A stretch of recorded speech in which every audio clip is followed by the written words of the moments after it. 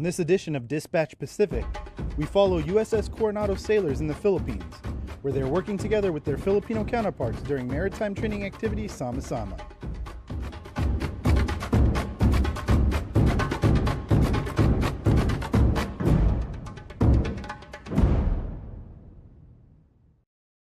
I'm currently underway with the USS Coronado during maritime training activity Sama-Sama.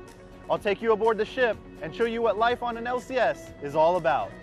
The Coronado is one of the newest ships in the U.S. Navy, known as a Littoral Combat Ship, or LCS, designed to support different mission packages depending on the environment in which they're involved. Their crew of only 70 sailors is currently in the Philippines, in the Sea of Cebu, sharing techniques and tactics with their Filipino counterparts. During this exercise, we're going to do a bunch of things ashore and at sea. So the shore phase will start with subject matter exchanges on leadership, on engineering, on damage control, and a few other things. Out at sea, we're going to focus primarily on maritime security events. We're going to do a VBSS, we're going to do an air defense exercise, both of which come together to help strengthen both of our navies as we learn from each other best practices, so that if we ever are called upon to do something real world, we're very familiar with one another and how to operate. One of the shore-based exchanges was a medical subject matter exchange. Emergency medical trained sailors traded their experience of medical at sea by giving multiple days of presentations, then performing hands-on skills with their Filipino partners.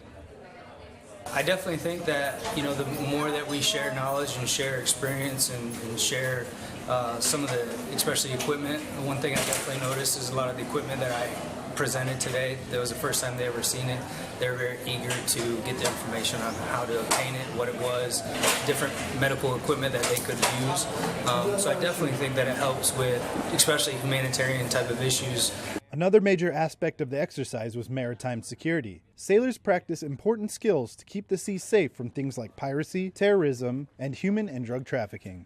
We are doing VBSS, which is Visit Board Search and Seizure, with the Philippine Navy, and we are exchanging strategies with them on searches, tactical movements, boarding techniques, and we're basically teaching them how to control the situation. After the sailors traded ideas and tactics on land, they took to the sea to do some practical hands-on realistic scenarios using Philippine Navy vessels. The sailors embarked on an 11-meter rigid hull inflatable boat launched from the mission bay of the Coronado. The 11-meter rib is a fast craft designed specifically for these types of missions. Today we did a non-compliant boarding, doing MEO operations, maritime interception operations. We came alongside the motor vessel and with the Philippine Navy observing us, and we came on for a non-compliant boarding, and we took the bridge and engineering, did our sweeps, basically walked, talked, and did some Q&A with the Philippine Navy and exchanged how we do different things. While the VBSS teams were practicing their skills on the surface, Helicopter Sea Combat Squadron 23 took to the sky with one of their newest aircraft, the MQ-8 Fire Scout UAV, as well as their MH-60 Seahawk helicopter. Of the many mission capabilities of an LCS, one is right behind me. This is the Fire Scout UAV, flown by an embarked aviation detachment on board. The UAV has multiple mission capabilities, but don't let me tell you about it. Follow me and we'll talk to a subject matter expert.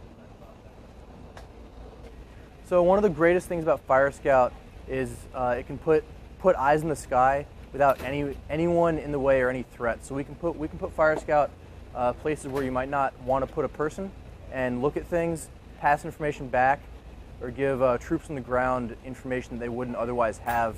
And we don't have to put a human life in danger to do that.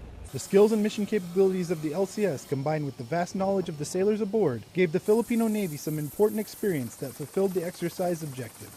And so the exercise reflected the Philippine government's needs and desires for the kinds of skills that they wanted their Navy to develop. Things like boarding, search and seizure, things like search and rescue out at sea using both ships and aircraft, diving subject matter exchanges, medical subject matter exchanges, construction and other kinds of exchanges on the technical side of things, including cyber. And the exercise achieved all the objectives. And the sailors obviously had challenges in the course of doing business, but they did what sailors in every Navy does. They overcame and they adapted and they got through it.